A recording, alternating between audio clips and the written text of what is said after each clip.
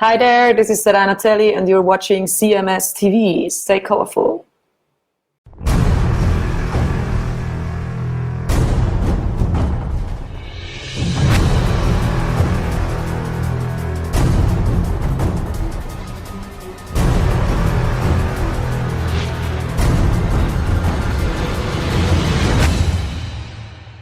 It is your classic metal show right here on the classicmetalshow.com. That is Scorpion Child, which I know that's a favorite of yours, Chris, right? I love them, man. Yeah. Yeah. Scorpion Child with In the Arms of Ecstasy. Good stuff. Or fans pulling out their faves. That's good. And that one going out to Timothy Alice. Okay. Wanted to hear the Scorpion Child. Like it. I knew you would enjoy that. Yeah, that was a good block of stuff. Sabbath, Priest, Scorpion Child. That's Chris Akin approved. Jim Bartek requesting the Sweet Leaf. Right. And the Mississippi Truck Driver requesting Thunder Road by Judas Priest. Good stuff. Always the classics. That's right. I like it. Yeah. All right. So you got some foreheady trunk for us? I do. Just a little, not a ton. But then I have another thing on behind that. So. So Ed, I don't know if you've heard. Sir Edward Trunk. That's right. Sir Edward the Great. I don't have any documentation on all this, but you can go and troll his Twitter or anything. I just wanted to bring this up. Ruben emailed me about this. He's like, he emailed me last night and he's like, what time do you think you'll be having the Eddie Trunk talk on? And to be honest, I really hadn't planned on having any Eddie Trunk talk on, because I really have not. I don't know about you, but I have not watched a single episode of That Rocks. I have not either. I know Stephen Piercy is supposed to be on their show this week sometime, I think. Yeah, I think he might have been, maybe. I don't know. I'm not paying no attention. And I know Eddie's throwing his weight around to get big guests, trying to get the show going. And quite honestly, there ain't nobody talking about it. So yeah, it's not going to happen. I mean, they're doing their thing. They've had big guests. They had Sammy Hagar. They had, what's his name? Coverdale. They've had some big guests, but that's fine. Great, Eddie. You know people. Cool. I mean, it's really about all.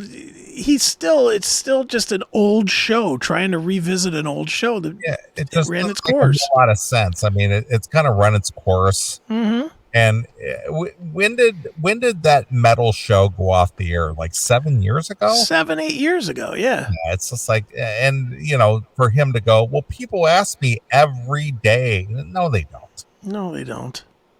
Nobody's asking you every day. So the only redeeming thing about that whole show was that prize girl. She was hot. Yeah, she was hot. She was smoking. She had a great great set of titties. Yeah, she did. She had a nice ass, great set of titties. She was your typical 80s rock chick. Yeah. But then they'd play Stump the Trunk, and it would be like the most stupidest questions ever. Well, here's the thing. I think we even had a fan tell us that these were all pre-scripted questions. Yeah, of course. And our good friend Veronica, she was actually on the show and asked a question, but it was given to her. She was given a cue card to ask a specific question. Yeah. What was the name of Dio's first album? Yeah, I know. And it's just, I mean, again, it was all just show. There was really no real fan interaction. It's, oh, you want to ask a question? Well, here's a cue card for you. Ask this question. Yeah, here, ask this one. Who is the lead singer of Warrant? Oh, let me see. Jeez. Let me think. Hang on a minute. It's a tough one. How far back are we talking Warrant? Are we talking pre-cherry pie, or are we talking post-cherry pie? Because there's been several, and I'm so smart that I know all of them. I'm thinking Jamie St. James right now, but then again, I'm thinking Robert Mason. What was his name? John was it John Oswald? I can't remember. Yeah, I'm gonna go with let me think. What would be a good? I think I'm gonna go with John Oswald. Does that ring a bell to anybody? He's like a bad psychic. Yeah. It's like, stop it with the theater. There was a guy, his name started with a J. Is that ringing a bell? A J? Do you know somebody with a J that used to sing? It's like, all right, Teddy, we get it. Yeah, I mean, I was not a huge fan. I mean, it's all right. Again, and we've said this many times before, it was great to have something on the mainstream that was keeping that music alive. Yeah. But it was a poorly done show. Yeah, well, the thing is we had Eddie on this show just prior to the launch of That Metal Show. Sure. Mm-hmm. And his pitch to us anyway was that it was going to be that sports show. What was that thing? Best damn sports show. Yeah. So it was going to be the best damn sports show for rock and metal. Mm-hmm. And it's just like, hey, cool, whatever. But he came on the show and talked about it prior to the release of that, or prior to the launch of it and whatever. And it lasted, 5 years or something? Yeah, 5 years, 43 seasons. Yeah, exactly. And then it went away, and it's been off the air longer than it aired. Mm-hmm. And again, Don Jameson, okay guy, Jim Florentine, funny guy. I enjoyed his bits on Howard Stern. Sure. And things like that. But, is there anything that stands out about these dudes? Who was it? Jim Florentine. He was on is he still on the Kumia network, the Compound Media Network? I have no idea. No idea. But I know he was doing a show on he had that Jameson show. Yeah. Because he, like Eddie, is stuck on that metal show as well. That metal show, that Jameson show. Yeah. Okay. All right. That rocks. That. Everything's that. Yeah, that rocks. All right. Whatever. And, and is this solely YouTube based? As far as I know, yeah. Okay. Let me see. I'm going to look it up right now. I mean, he's had good guests. I'm not trying to totally shit on him. I mean, no, but the thing is after 40 years in the business, Eddie will know people. Of course. That's just a given. Mm-hmm. Yeah, I mean, he's doing. I'm looking just at the numbers. Stephen Piercy, 20,000 plays. Sammy Hagar, 38,000 plays. Ted Nugent, 29,000. So, but when you look at people like, say, Mark Dice, or Styx Hexenhammer, or Jericho Green, their videos are getting 250,000 plays. Yeah, and none of them have been on TV networks, major TV networks. I mean, these guys do a daily show or upload a video or something.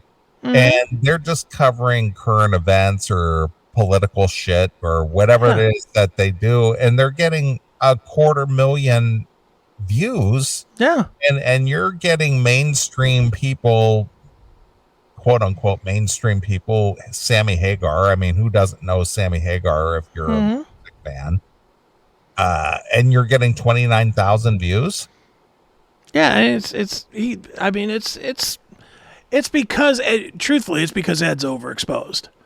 If he wasn't so overexposed on every fucking cruise, on every fucking show, on every fucking everything, they'd probably do better. But, I mean, even and again, I'm not shitting on it. I'd love to have every video I did 30,000 views, but, it is what it is.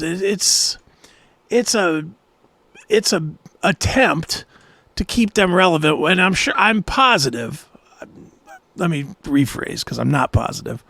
I'm 99% positive that the reason they're doing this is so they can keep shopping it and saying, hey, people want this. No, they don't. Well, I'm not saying that he'll ever find a deal. I'm just saying. I get it. But my point is that, getting back to, the comment you just made, that you would like to have these many views and yada, yada, yada. Well, the thing is between Eddie Trunk, Jim Florentine, and what's his name? Jameson. They're all commercial people. They have commercial exposure. Yeah. And they should be getting those views, if not more. Yeah. They should be getting more. And they're not.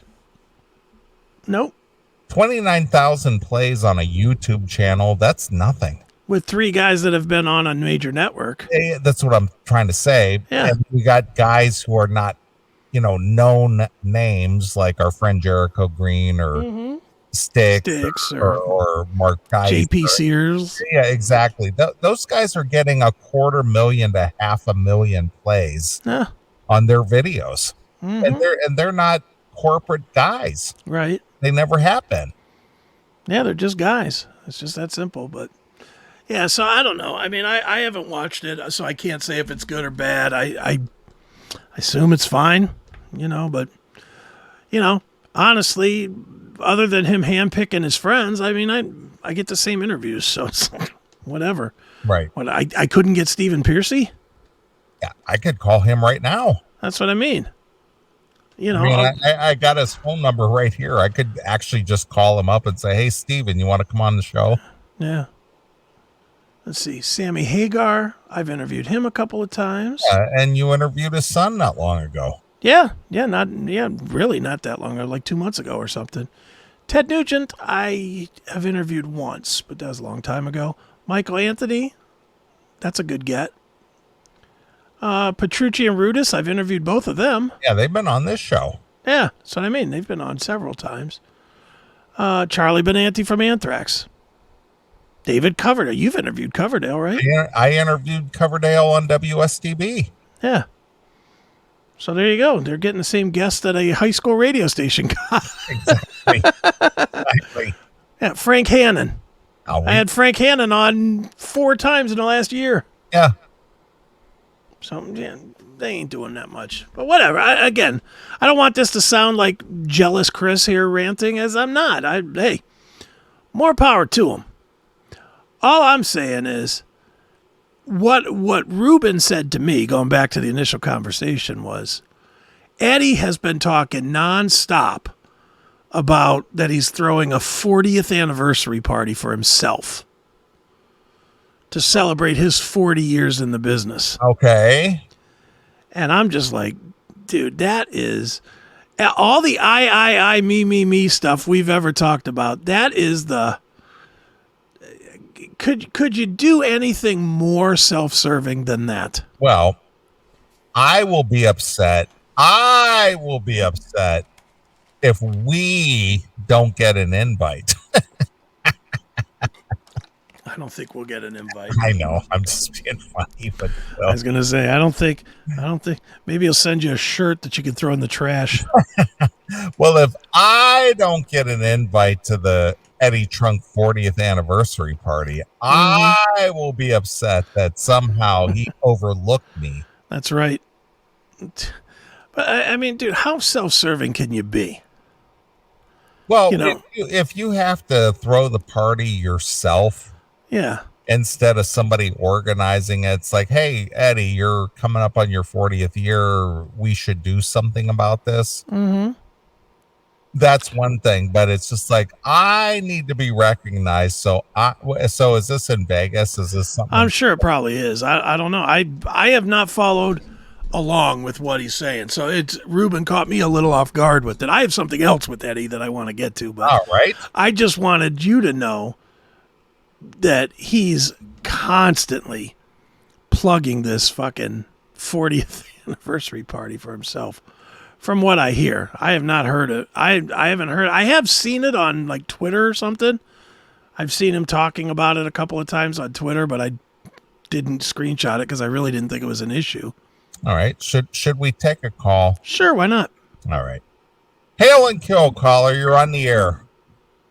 Hey, Neeley and Chris. This is Ruben. Hey, you guys were just talking about the anniversary show there for Trunk. One of the things that's kind of interesting in there is over the last week, you know, he's portraying himself as a man of the people by, you know, his 25th anniversary show and his 30th anniversary show, where he's basically said, "Oh, I didn't want to hang out in the dressing room with the guests. I wanted to be with the people," and how everybody wanted to get a +1 and be backstage and in the dressing rooms and all that kind of stuff.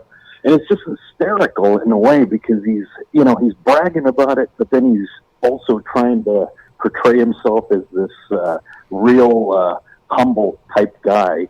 And, you know, it's kind of like with you guys, you know, he gets the guests. He does have some good interviews, but he's kind of been wearing thin on me with all this bragging, and I think it's almost like he went Vegas. You know, some people go Hollywood. This guy went Vegas, and it's all about Vegas, my second home, and you know, and kind of like what Chris was saying, he's just overexposed. Well, and the thing I've always heard, and I don't believe I've ever met Eddie in person. In fact, I'm pretty sure I have not. I've hung out with him on numerous. I know you've met him numerous times. Ruben, have you met him at all? Yes. In fact, I can tell you a story. All right, well, hold on. Before you tell me the story, let me ask my question, because it might lead into your story, and I'm sure it will lead into something with Neeley. Right. Everything I've always heard is that he comes in when he's doing shows, he does his gig, and he's out the door, like literally gone as soon as he's done announcing, "Everybody, here's Tom Kiefer," out the door. That is what I've always heard about him. Sure. You know, that's been my experience, I think, with all of the cruises that I'd been to, is he announces people, it goes out in the crowd, and then he splits. I think this go-round, you know, I think the previous cruise leading up to this one, he stuck around a little bit for Resist and Bite, because Skio was in the band. Right. And he caught like 3-4 songs and then split. And then, you know, Shanker, that was probably the longest I've seen him hang out. You know, there, I think he hung out for like 5-6 songs and then he left. But, you know, back in 2012, back when he was still doing those appearances, you know, where he'd go from city to city and do kind of like a remote kind of, you know, that metal show type thing. You know, he'd tell like stories, and Jameson and Florentine would make their attempts at telling jokes. Yeah. And he was in Portland. He actually was out here 3 times, but the third time, I did actually reach out to the publicist, and they were like, "Yeah, we'll hook you up, you know, with Ed." And I was like, "Well, I'll probably just get a phone thing." And actually, he was staying at the Hilton over by the airport there in Portland. And I get a call from the publicist and said, "You know, just text this number at such and such time." And sure enough, I did, and it was actually Ed. And you know, he was really laid back. You know, we hung out in the bar there of the hotel, right? And but you know, it was almost kind of like, it was weird, because you know, we're doing this interview. It was also recorded audio for print.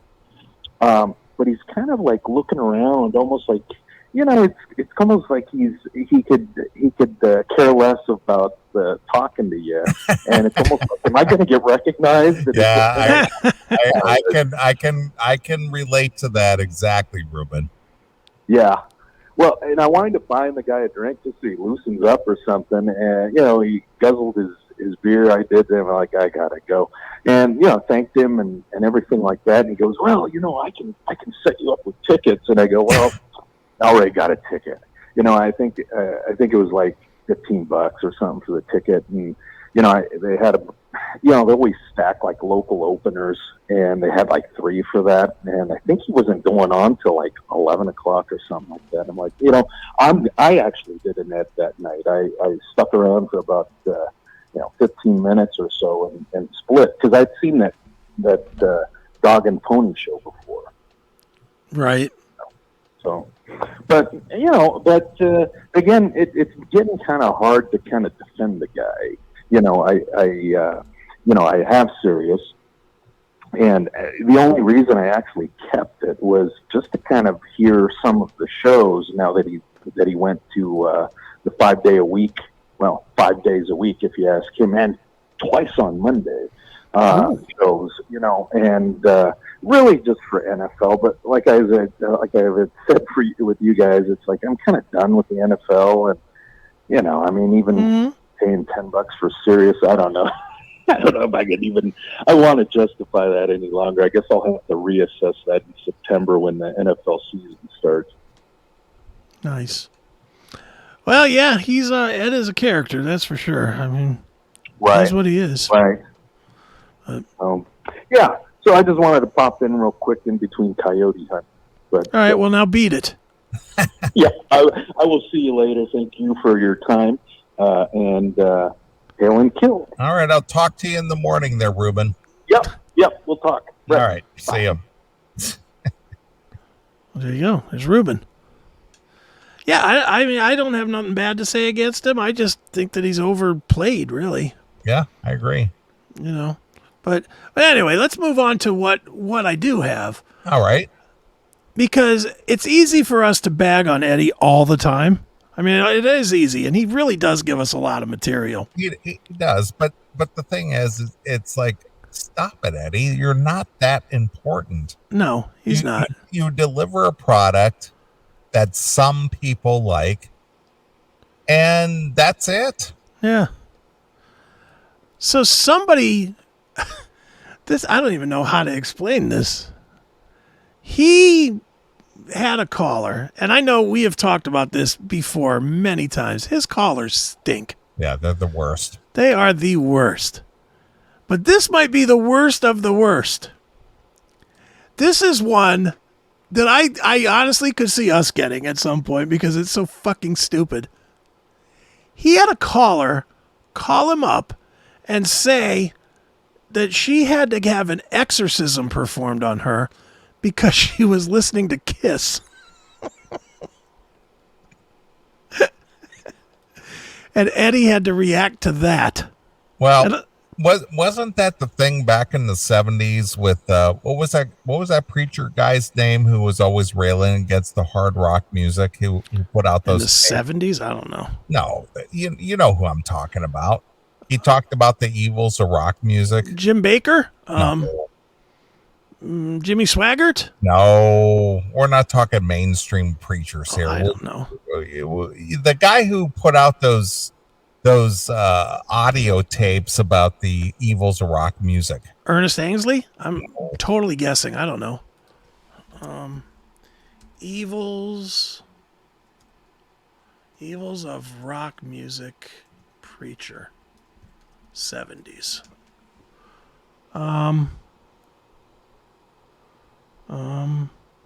Nobody's coming up. Well, I don't know his name. You and I talked about this. Bruce Grenadier? No, that wasn't him. I'm just naming anybody that's coming up here, but yeah, that's all that's coming up. Well, the guy had it talked about the evils of rock music and the what do you want to call the messaging behind the lyrics, if you will. And this was always one of the top. Yeah. Because it was the Kings and Satanic Service, right? You know, so this girl who called Eddie Trunk, obviously, she fell into the category of the Kings and Satanic Service. Yeah, I guess so. His name was Bob something. Bob Larson. That's it. Remember that guy, Bob Larson? I know I've heard the name, but I don't know him at all. No, you do, because I don't talked about this on the show. Oh yeah, but we talk about a lot of things. I don't remember. But the churches, you know, because you used to cut grass at the church and your family was involved with the church. But that Bob Larson guy, he had those tapes where he talked about the backward masking, and all that stuff. And you know, Kiss was always like one of the focal points because they were like the devil's. You know, they spread the devil's messages through their music, and you know, because obviously because of Gene Simmons with the demon child and all Right. But yeah, Bob Larson. So Okay. she fell victim to Bob Larson's propaganda. I guess so. So, all right. Well, let's check it out. This is Eddie taking a call from a lady that says she had to have an exorcism performed on her All right. because she listened to Kiss. What was she? Linda Blair? Maybe. I don't know. She doesn't sound like Linda Blair, but maybe so. All right. All right. So check it out. Here's Eddie dealing with this fucking caller. All right. All right. Here we go. Here's Samantha in Oklahoma. Hi, Samantha. Hi. Hey. I have to tell you, I've been listening to you since, well, I guess you and I were both kids. I think you might have been just a hair older. I agree with, usually I don't. I would already be texting you, hang up, hang up, hang up. but again, it's just like I've been listening to you since we were kids. Yeah. What, in the neighborhood?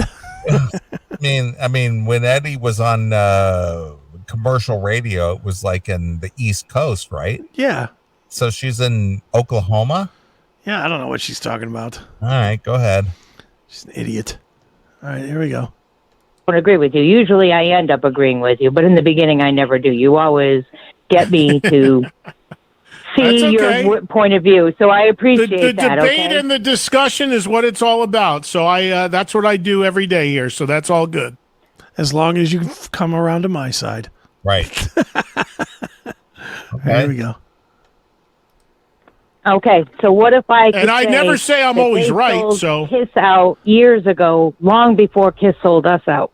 And what if I could show you that, or show you how Kiss was sold out back in what, the 70s?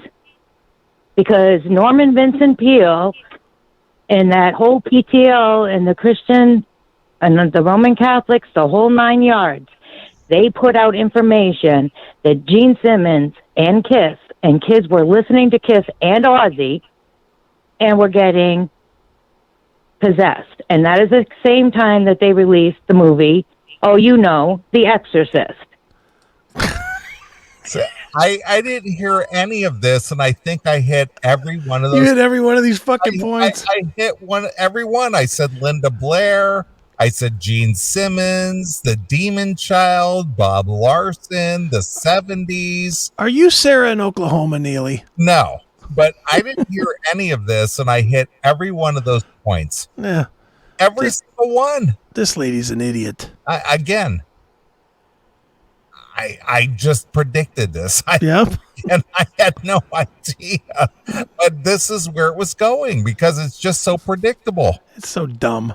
Okay. All right, so here we go.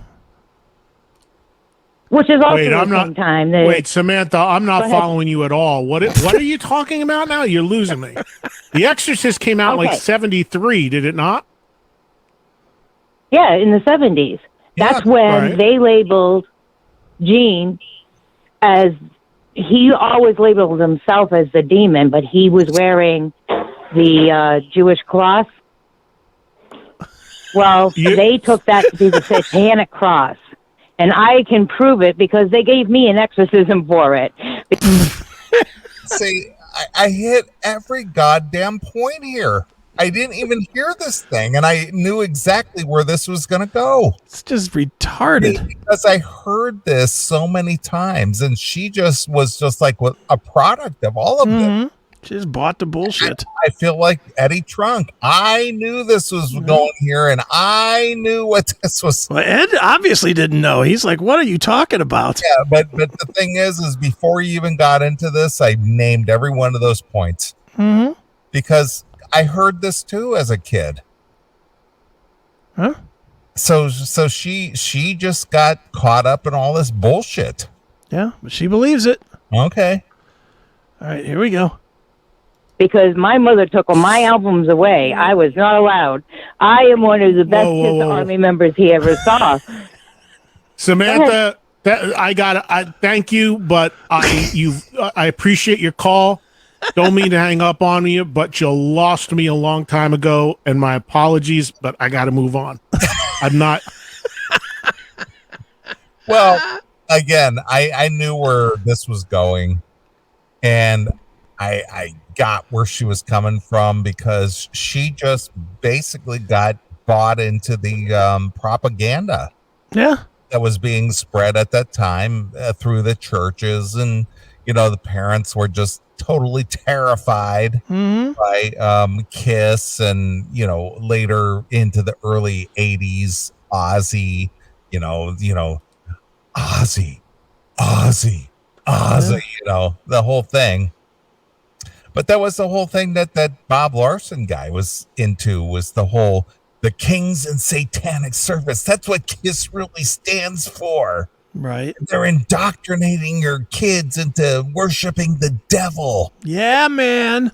And that's what that was all about. So Right. she's just a product of that. Yeah, it's just a dope. But somehow that just kind of influenced her. And I guarantee you, this lady, she's probably in her 50s, maybe entering her 60s. Yeah. And she never evolved from that.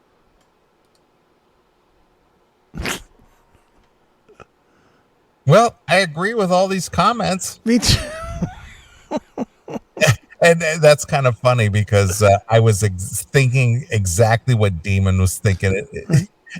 Hi, Dawn. Exactly. Were you in Satan's service, Dawn? Right. Dawn, did you pray to Satan, Dawn? Is that why you were burning like a flame, Dawn? Right. Were you writing that song about me, Dawn? Dawn? Hi, Dawn. It's like Dawn, D-A-W-N. Yeah. Dope. Oh, I miss having that phone line, though. There was a lot of good stuff that came out of that fucking hotline. Hi, Dawn. All right, here we go. Play the last little bit of this. I've completely lost. You're getting into religion and exorcists and the movie The Exorcist, and your timeline is off, and that's not for this show and for me, and I don't subscribe to any of that with Kiss, and I don't know what you're talking about. Well, I understand that Kiss was. I knew what she was going to talk about even before you played this. But Ed didn't. I just knew it was going to go down that road. Well, Ed didn't. Ed was caught off guard. I just find it funny. He's so scared to take a stand either way. Like, all of a sudden, he's got to be fucking Switzerland. How about saying, don't call again. You're a fucking kook. Yeah. He won't say that, and nor will he say that, look, the Kiss people aren't satanic. They were just fucking shocking people. Yeah. I heard your call on Rockline there, Tammy. Don't call here again. Yeah, Dawn. Yeah, but Dawn. Yeah, but Tammy. Hi, Tammy. But Dawn, how do I get a hold of you, Dawn? I know you want to talk to me, Dawn. All right, a little bit more of this nonsense. Here we go. At one time, there were these protests and allegations and this, that, and the other thing. You got to take that conversation somewhere else, because I do not. We don't. Yeah, I don't believe any of that to be valid. We don't talk bad about Kiss on this show. Yeah, Pally. We don't buy into that conspiracy theory stuff. Even though those guys hate me, I will not besmirch them. Right. All right, here we go. They're performers, they're entertainers, and they're a theatrical rock band like Alice Cooper was and countless bands were before and after. And I don't subscribe to any of that stuff. Thank you for your call. Yeah, Jesus. fuck you. That is like the biggest fuck you without saying fuck you. Yeah, but he should have just said fuck you. Well, he can't say that. Yes, he can. He can say, stop calling me with your bullshit. Yeah, he's a nice Eddie Trunk. Yeah. He would have better callers if he would light up a few of these. Well, he can't do that. And just say, look, you fucking idiot, stop it. Just stop it. You're going to be abusive to your callers. Come on. You can. Come on now. Works for us. Well, we're not sponsored. That's true. We're not on XM Sirius Radio. That is true. So anyway, that's Eddie Trunk. All right.